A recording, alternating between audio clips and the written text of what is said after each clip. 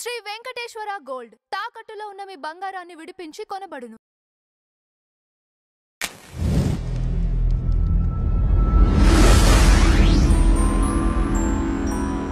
అందరూ రెండు చేతులు పైకెత్తాలి. కుదిరిన వాళ్ళు సెల్ ఫోన్ చేతిలో ఉంటే ఒక చేయెత్తండి. గట్టిగా హరే కృష్ణ హరే కృష్ణ కృష్ణ కృష్ణ హరే హరే హరే రామ హరే రామ రామ రామ హరే హరే. भारत माता की भारत माता की जय श्री राम. जागो हिंदू जागो हिंदू जागो हिंदू. మీ అందరికీ తినే ప్రసాదము, కళ్ళతో చూసే ప్రసాదము, ముక్కు ప్రసాదం మూడు వస్తాయి.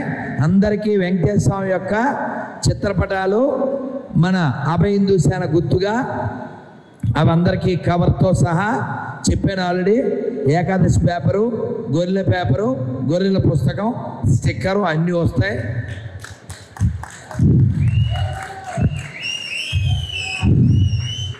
గత 4 రోజుల్లో నేను ఒకరోజు 4 ఇంటర్వ్యూలు, ఒకరోజు 3, ఒకరోజు 2 ఇచ్చాను. ఒక ఇంటర్వ్యూలో ఎవరో ఒక లేడీ యాంకర్ ఆవిడ అడిగింది. ఆ సమాధానం చెప్తే దాన్ని వాళ్ళు కట్ చేసి పెట్టారు. నిన్న ఎవరో నాకు పెట్టారు, గురువుగారు సూపర్ అని. ఏమిటా అని చూసా. ఏంటంటే అది అంటే మనదంతా ప్రిపేర్ బ్యాచ్ కాదు, రిపేర్ బ్యాచ్. సో అందువల్ల అందులో ఏం సమాధానం చెప్పా అంటే, ఎవరైతే గొర్రెనని చెప్పుకుంటూ సర్టిఫికెట్లో హిందూగా ఉండి ఈ హిందుత్వ పేరు మీద ఫలాలు పొందుతూ ఉంటాడో వాడేవాడు అని అడిగాను. ఆవిడ తెలీదు అంది. నేను చెప్పా, తెలంగాణలో మొదటి చివరక్షరాలు తీసేస్తే అది వాడే అని.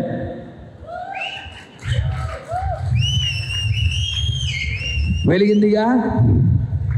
అది వాడు దొంగ, వాడు లంగ, అదే నా బెంగ.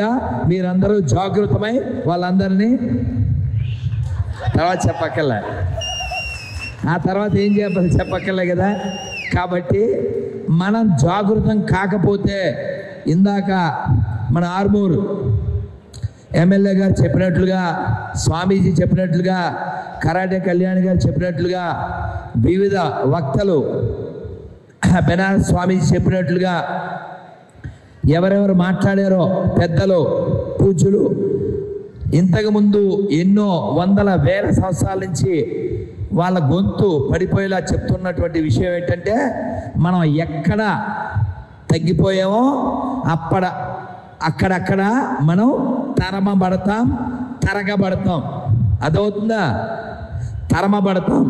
స్వామి చెప్పారు కదా, జాగో హిందూలో జాగృతం కాకపోతే గో హిందూ అయిపోతుంది.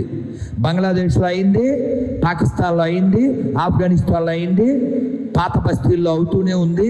నన్ను ఎవరో ఓ మరక ఏదో నన్ను తిడుతూ కామెంట్ పెట్టాడు. పాత బస్తీలో మసీదులో హోమం చేద్దాం, మన సెక్యులరిజాన్ని నిరూపిద్దాం అన్నాను. వస్తాడా ఎవడైనా? సెక్యులరిజం ఒక నాటకం, సెక్యులరిజం ఒక బోటకం. నపుంసకులైనటువంటి బొందుగాళ్ళ యొక్క ఓన్లీ ఒకే నినాదం, అది సెక్యులరిజం. ఈ బొందుగాళ్ళు ఇంటి దొంగలు. వాళ్ళ వల్లనే ఈ దేశం ముక్కలైంది, వాళ్ళ వల్లనే ఈ దేశం కొనారెళ్తూ ఉంది. అందువల్ల మనం ఇప్పుడు మేలుకోకపోతే కోలుకోలేని దెబ్బ మన మీద వేయడానికి వాళ్ళు సిద్ధంగా ఉన్నారు. ఎన్ని రైల్వే స్టేషన్లో చూడండి, ఎన్ని బస్టాండుల్లో చూడండి, మీకు కనబడేటువంటి దృశ్యం పెద్ద పెద్ద మసీదులు నిర్మించబడ్డాయి, పెద్ద పెద్ద చర్చిలు నిర్మించబడ్డాయి. వాళ్ళు భవిష్యత్తు ప్రణాళిక చాలా చాలా గాఢంగా దీర్ఘంగా వేసుకుంటున్నారు. ఎందుకంటే 75 ఏళ్ల క్రితం వాళ్ళు ఒక నినాదం ఇచ్చారు. ఏమిటా నినాదం? हम लड़ाई के बाद में ले लिया పాకిస్తాన్, హాస్కే లేంగే హిందుస్థాన్. కాబట్టి మనం ఇంకా నాటకాలు ఆడుతూ నకరాలు చేస్తూ ఉంటే మనకి ఈ హిందుస్థాన్ కూడా మిగలదు. ఇప్పటికి 10 రాష్ట్రాల్లో మనం మైనార్టీలు అయ్యాం.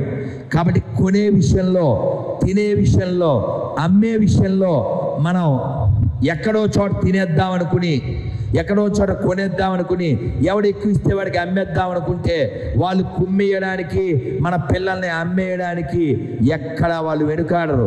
సూట్ కేసుల్లో ఆడపిల్లలు వస్తున్నారు, ఫ్రిడ్జ్లో ముక్కలైపోతున్నారు, మిస్సింగ్ కేసులు వేలల్లో లక్షల్లో ఉంటున్నాయి.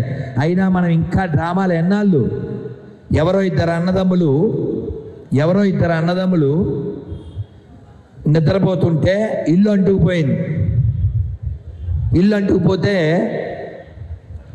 అందులో తమ్ముడు అన్నాడు, అన్నయ్య మంటల మీదకు వస్తున్నాయని. మంటల మీదకు వస్తుంటే ఏం చేయాలి? ఇల్లు వదిలి బయటికి రావాలి. వాడన్నాడు, పర్వాలేదురా, వీపు తిప్పించి పడుకో అన్నాడు. వీపు తిప్పించి పడుకుంటే మంటలు రావా? కాలి ఇద్దరు చచ్చిపోయారు. ఇప్పుడు ఉండేటువంటి హిందువులు అలాగే ఉన్నారు. ఆఫ్ఘనిస్తాన్లో తరిమేశారు, ఇక్కడికి వచ్చేద్దాం. పాకిస్తాన్లో తరిమేశారు, ఇక్కడికి వచ్చేద్దాం. బంగ్లాదేశ్లో తరిమేశారు, ఇక్కడికి వచ్చేద్దాం. పాత బస్తీలో తరిమేశారు, ఇక్కడికి వచ్చేద్దాం. ఇక్కడ తరిమితే ఎక్కడికి వెళ్తావు? వెళ్ళడానికి కబ్రస్థాన్ తప్ప హిందుస్థాన్ మిగలదు.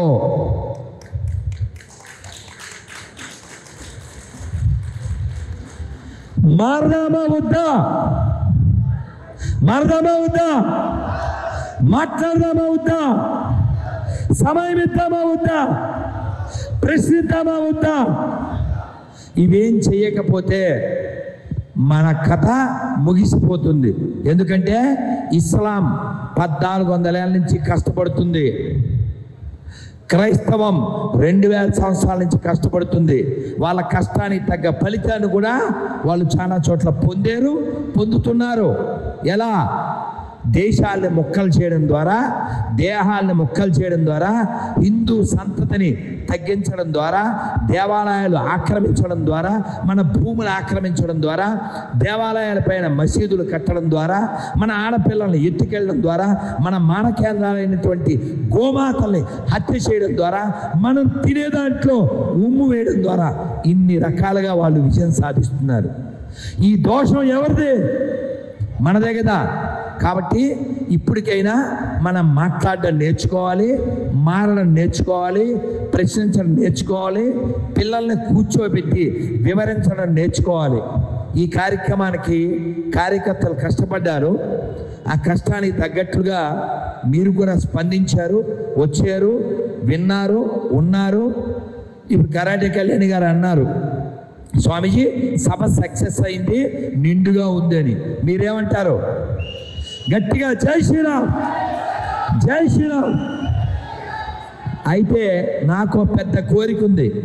ఇలా 100ల్లో కాదు, 1000ల్లో కాదు, లక్షల్లో ఈ హైదరాబాద్ భాగ్యనగరంలో మనం హిందువుల సత్తా చూపించాలి.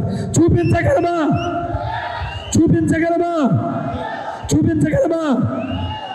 చూపిద్దామంటే మనం సమయం ఇద్దాం. సమయం ఇచ్చి 1 సంవత్సరం పాటు పనిచేద్దాం. కనీసం మనం 10 లక్షల మంది హిందువుల్ని ఒక్క చోట ఈ భాగ్యనగరంలో వేదికగా కూర్చోబెడదాం, నిలదిద్దాం, మనమేంటో చూపిద్దాం, ప్రయత్నం చేద్దాం. ఈ ధర్మం కోసం మన గొంతు విప్పుదాం. పెద్దమ్మ తల్లి విషయంలో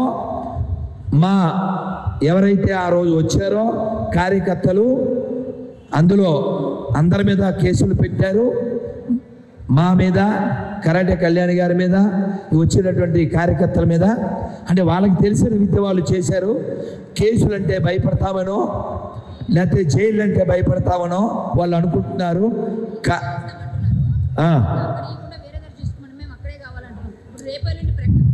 ఓహో, రైట్. 1000 గజాలు ఎక్కడో వాళ్ళు ఇస్తారంట. ఎందుకంటే హెచ్సిలో ట్రై చేశారు. 400 ఎకరాలు కొట్టేద్దామని. లిటరల్లీ 400 ఎకరాలు కొట్టేయడానికి ప్లాన్ చేసి, అడవులు చదును కూడా చేసి, జింకలు, నెమళ్ళు, పక్షులు, గూళ్ళు అన్నీ కూలగొట్టారు. కానీ విద్యార్థులు అక్కడ వెళ్ళి నినదిస్తే, కోర్టులో కేసేస్తే, కోర్టు స్పందిస్తే అది ఆగింది. ఇప్పుడు ఏం దొరికింది? బడి అయిపోయింది. ఇప్పుడు గుడి మీద పడ్డారు. ఈ గుడి స్థలంలో ఎటువంటి వ్యాపారం చేయబోతున్నారో మనకు తెలియదు. ఈ గుడి స్థలాన్ని ఆక్రమించి కంచే చేని వేసినట్లుగా ఎక్కడో స్థలం ఇస్తారట. అసలు మా దేవాలయ స్థలాన్ని వాళ్ళు ఆక్రమించడం ఏంటి? అమ్మవారిని దాయడం ఏంటి? ఎక్కడో స్థలం ఇవ్వడం ఏంటి? ఇలాంటి పిచ్చి వేషాలు వేస్తే ఆల్రెడీ మొన్న చెప్పాను, మళ్ళీ చెబుతున్నా, ప్రభుత్వం యొక్క మనస్సు మారాలి. లేకపోతే మనసు తీసేయండి. గట్టిగా,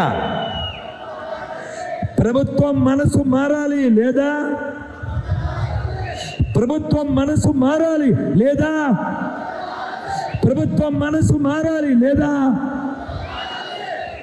ఏది హిందువులకు మంచి చేస్తుందో, ఏది ధర్మానికి మంచి చేస్తుందో, ఏది దేవాలయాలకు మంచి చేస్తుందో, ఏది ధర్మానికి మంచి చేస్తుందో అదే ప్రభుత్వాలు ఉండాలి. అటువంటి ప్రభుత్వాలు ఉంటేనే హిందువుల మనుగడ ఉంటుంది. మనం ఆల్రెడీ ఇక్కడ అదొకసారి పిక్ వేయమ్మా నాన్న. మనం ఆల్రెడీ ఇందాక పిక్ వేసాం కదా. ఏదైనా ఒక స్లోగన్ ఇవ్వండి గురూజీ అంటే ఆ స్లోగన్ చెప్పాను. అదేది పిక్ చేస్తారు, వేస్తారా? ఓకే. దాని మీద, ఆ పిక్ మీద మీరు ఇందాక నుంచి చూసి ఉంటారు. నేను ఒక మాట చెప్పాను ఏంటంటే, హిందువులుగా ఉంటే మనం ఉంటాం, మన దేశం ఉంటాం. చూసారా? హిందువులారా కలిసి ఉంటే మనం ఉంటాం, మన దేశం ఉంటుంది. లేదంటే అంధకారమే ఉంటుంది. మనం ఆల్రెడీ చూసాం సాంగులో. ఎక్కడ? ఇది మన దేశం సాంగులో. మతం కోసం ఒకరు మత్తు భూమిని చీల్చే, మారణ హోమం చేసే, మానని గాయం చేసే, కారెను కన్నీటి దారలు, పారెను రక్తపు టేరులు. కాబట్టి మళ్ళీ ఆ కన్నీటి ధారలు, రక్తపు టేర్లు మనకు వద్దు అనుకుంటే మీరందరూ 6 బలాలు పొందాలి. చెప్పండి, 6 బలాలు ఏమిటో ఒక్కసారి మీ పిడికిలు బిగించండి.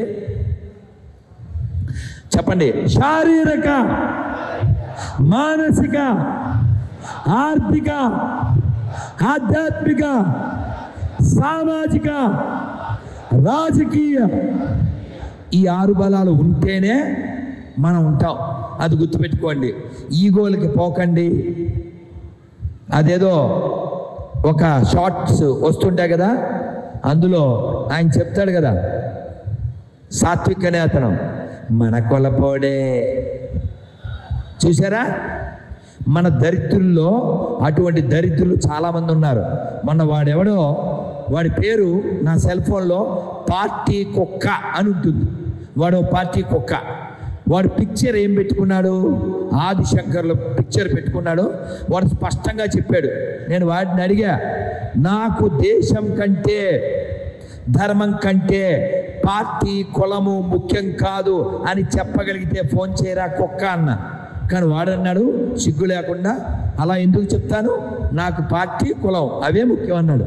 అటువంటి పొందుగాళ్ళని వాళ్ళ ఇంట్లో వాళ్ళని రేపొద్దున పెహలగాంలో వేసినట్లుగా వేసేటప్పుడు, సార్ ఏ పార్టీ సార్ అని అడగడు, ఏ కులం సార్ అని అడగడు. ఏమడిగి వేశాడు? పెహలగాంలో. కాబట్టి మనం ఎలా ఉంటే బాగుంటామో, ఎలా ఉంటే భవిష్యత్తు ఉంటుందో, ఎలా ఉంటే పిల్లల యొక్క భవిష్యత్తు బాగుంటుందో, ఈ దేశం అఖండ భారత్గా వర్ధిల్లుతుందో అటువంటి పనులే మనం చేయాలి. చేయకపోతే భవిష్యత్తు చీకటి అయిపోతుంది. ఆ చీకటి కాకూడదంటే ఒక్క గీతిలో ఒక్క చరణాన్ని మనం గుర్తు చేసుకుందాం. అందరూ ఒక్కసారి చెప్పండి. ఆదిశంకరుల శంకరావం, ఆదిశంకరుల శంకరావం, అగస్త్య మౌని ధర్మ ప్రచారం, అగస్త్యమౌని ధర్మ ప్రచారం ఆదిశంకరుల శంకారావం. అగస్త్యమౌని ధర్మ ప్రచారం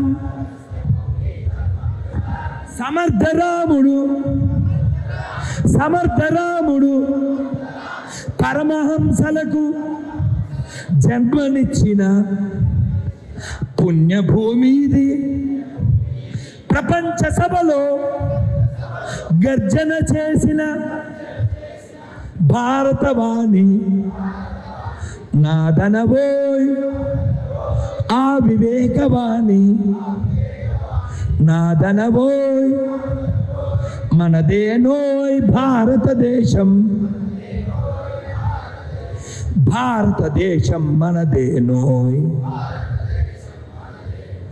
మనదేనోయ్ భారతదేశం మనదేనోయ్. దిక్కులన్నీయు పిక్కటిల్లగా భారతమాతకు జయ్యనవోయ్ భారత్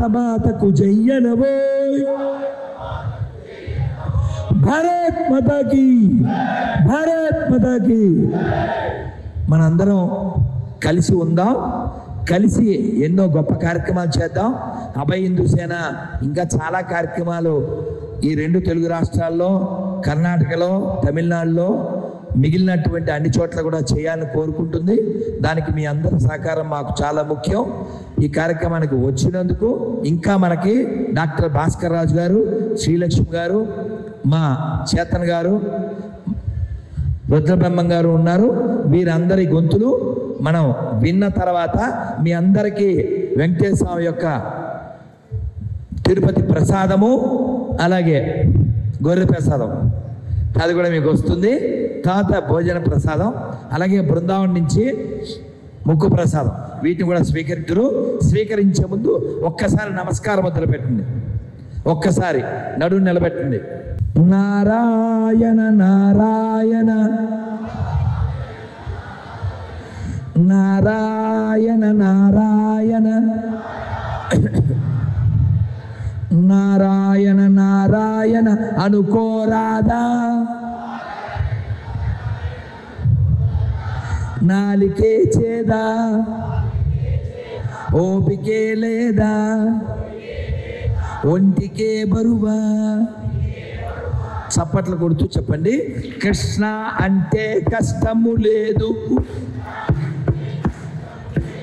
అచ్యుత అంటే ఆపద రాదు, రామ అంటే రోగము లేదు, నారాయణ అంటే నరకము రాదు, గోవింద్ అంటే గొడవే లేదు, గోవింద్ అంటే గొడవే లేదు, గోవింద గోవింద వెంకటరమణ గోవింద గోవింద గోవింద సంకటహరణ గోవింద. ఇప్పుడు చెప్పండి, మీకు గోవిందుడు కావాలా, గొడవలు కావాలా?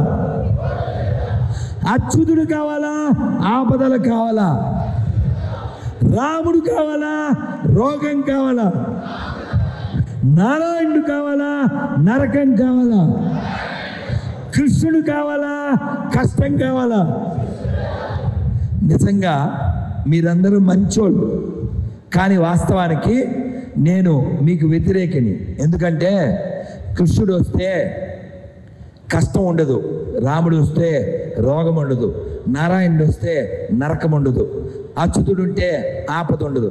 కానీ ఒక హిందువు, ఓ కార్యకర్త నారాయణుడి కోసం నరకమైనా సరే,